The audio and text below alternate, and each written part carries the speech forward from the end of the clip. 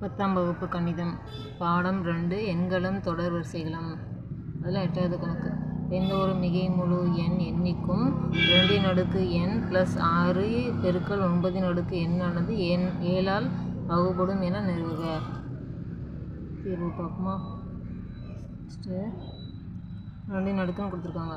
அதனால் 2 நம்ம எடுத்துக்கலாம். 2 வந்து என்ன சொல்லியிருக்காங்க? 7ஆல் வகுப்படும் அப்படின்னு சொல்லியிருக்காங்க. அப்போ 2 வந்து 7 வச்சு வகுத்தோம்னா நம்மளால் வகுக்க முடியுமா?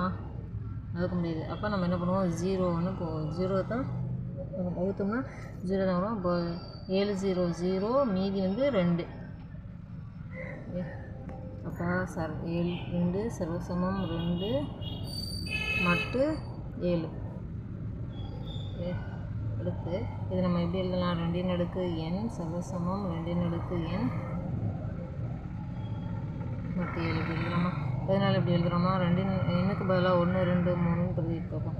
எண்ணுக்கு பதிலாக 1 பிரதிட்டோம்னா 2 1 + 6 × 9 1 வரும். அப்போ 2 1னா 2 × 1 எழுதுவோமா?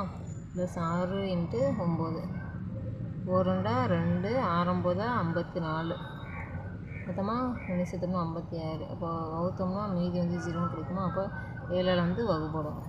அதனால் 2n சர்வசமம் 2n மட்டு 7ன்னு எழுதிக்கலாம். இது வந்து ஈக்குவேஷன் 1ன்னு வச்சுக்கணும்.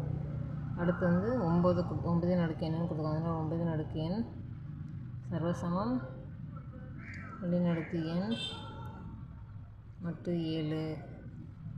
இது வந்து ஈக்குவேஷன் 2ன்னு எடுத்துக்கலாம். இப்போ கணக்கு என்ன கொடுத்துருக்காங்க? 2n + 6 × 9n ஆனது 7ஆல் மீதி என்று வகுப்படும் அப்படின்னு சொல்லி ப்ரூஃப் பண்ணிருக்கோம். 2n + 6 × 9n. 2nக்கு பதிலாக நம்ம என்ன கண்டுபிடிச்சிருக்கோம்? 2n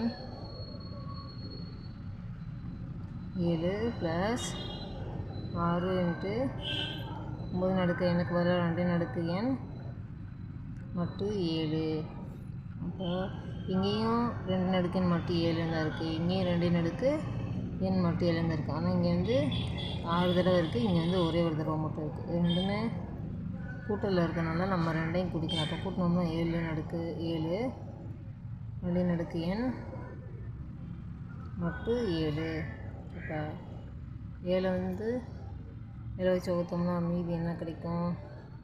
1 7 7 7 கழிச்சோம்னா மீதி வந்து 0.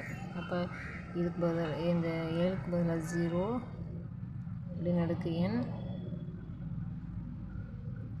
மட்டு 7.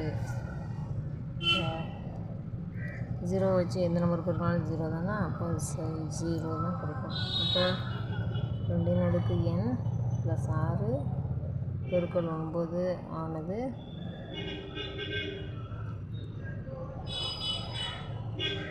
7ஆல் வகுப்படும்.